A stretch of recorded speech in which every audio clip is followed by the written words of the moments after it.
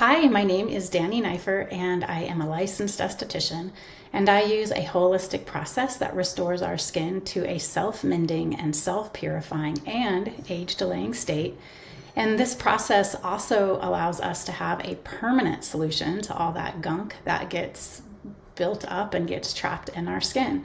And of course, I am the creator of Skin Harmonics.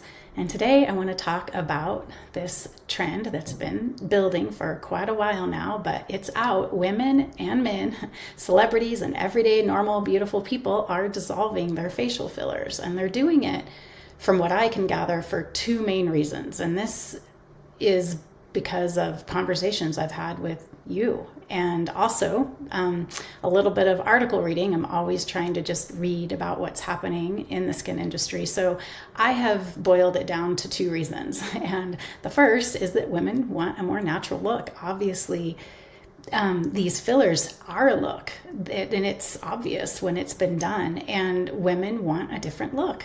They want something that is just more natural. And the second reason is that women are concerned more than they ever have about our health, and men too. There is a new sincerity that people are approaching long-term health with, and that is where people and consumers and all of us are just being a lot more discerning about what is good for our health long term. We want things that are going to address the root cause of imbalances, because we're starting to really pay attention to that long game, and we've been more skeptical. I mean, there's a lot of things that our generation and the previous generation, like now they're coming back and saying, oh, well, maybe that wasn't the best thing for our long-term health. So we're getting wiser. So those are the two main reasons that people are doing it. And I just want to talk about that a little bit more. And I also just want to be more open. I have a lot of clients that do it, and there's no judgment at all on that. It's just about having the conversations so that we can make these decisions with our eyes open. But it is true that injections, the volume injections, they are a slippery slope, and they are problematic to maintain because they stretch and inflame the soft tissue of our skin each time they're injected.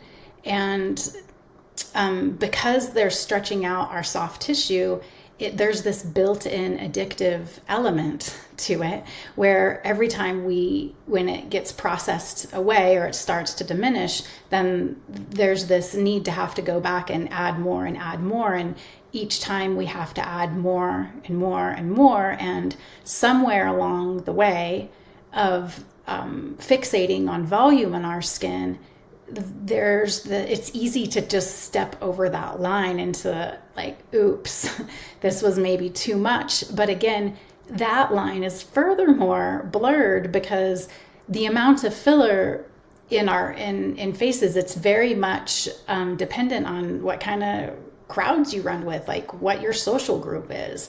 And so what's overfilled in one social group isn't at all in another. So it becomes this place of subjectivity, the way that beauty is, of course, but all of a sudden it's really easy to end up years later and be like, oh my gosh, wow, okay, this was too much. And often the people that are doing the injections, like they won't tell you anything other than what you're willing to pay them for. So I don't feel like they are a very wise counsel for people, because they're interested in taking your money, and they're not worried about your long-term skin health. So the final outcome can be skin which is continuously tight, it's swollen, it's puffed up, it's kind of bloated, lips are bloated, and it creates also what I want to talk about with fillers too, and I'm going to touch on this a little bit later, but I wanted to just say it does create a level of anxiety in our skin. Like our skin is capable of just having anxiety, and it's sort of a mixture of dehydration, of heat, of going through the trauma of the needle. Like it creates very much an emergency in the skin. And that is just problematic. The term that I've talked about before and have introduced is infla-aging. Anytime that we inflame our skin, it ages us faster. So that's just sort of like the con side of having fillers. And so a lot of really brave women and men are finally prioritizing their long-term health. And they're saying, hey, like, I don't actually have to do this to my skin. And the other thing about filler is that it does create an illusion of fullness. And it's not collagen that we're putting in there. But it often doesn't matter because we're at least getting that final effect, that fullness that we want.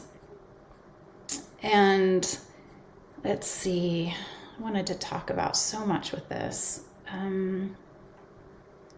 Okay, so it's not like fillers are all bad and, you can never do them. It's just my stance again is we need to resource our skin so that we can garnish with these things, do them less often, and make it so that we're not going to be doing this in an exaggerated way to the downfall of the rest of our skin. And I've often said this, is that volume is not the only sign, an indicator of skin health. Glow is a big one, and texture.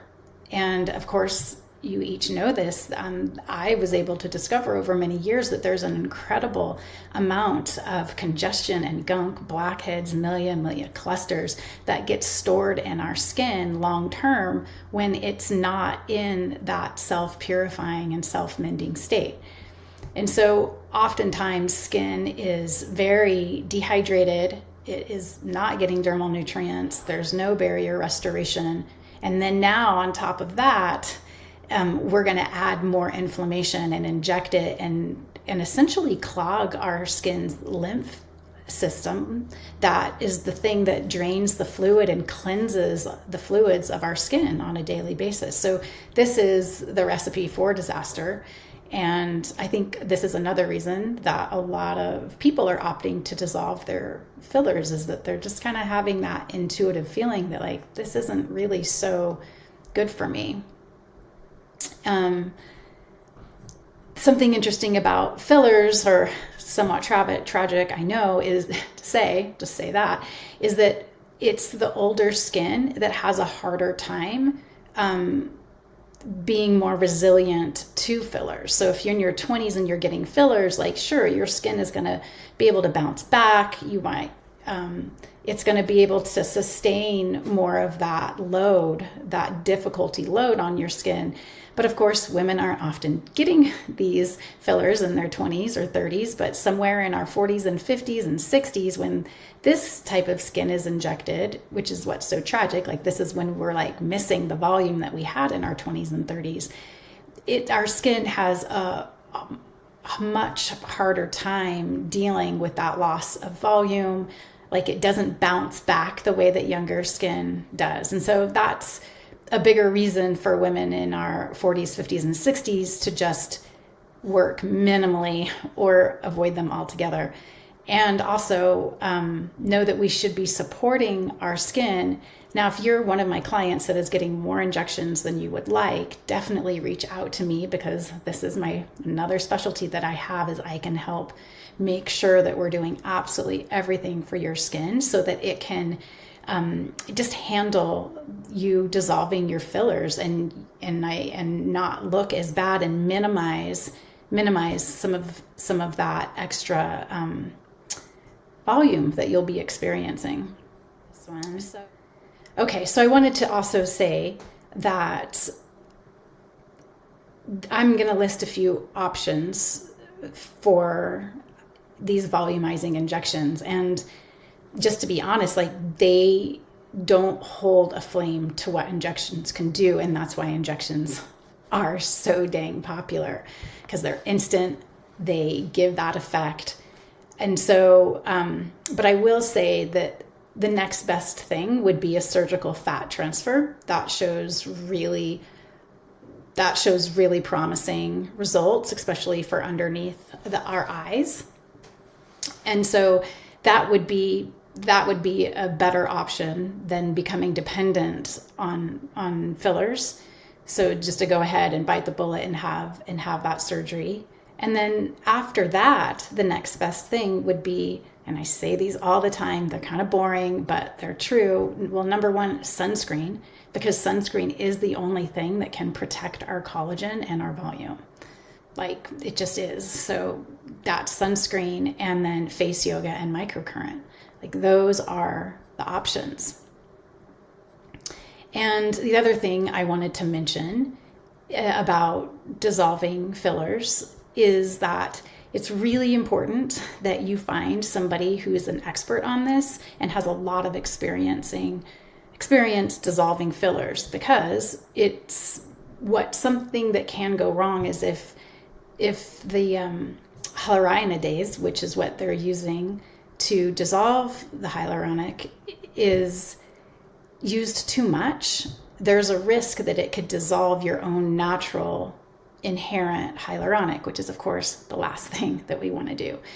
So the hyaluronidase that they use, you want to make sure that they know what they're doing, because you don't want that at all. It's worth it to find somebody that really knows what they're doing. I've already had a couple of clients come to me and have some bad experiences with that.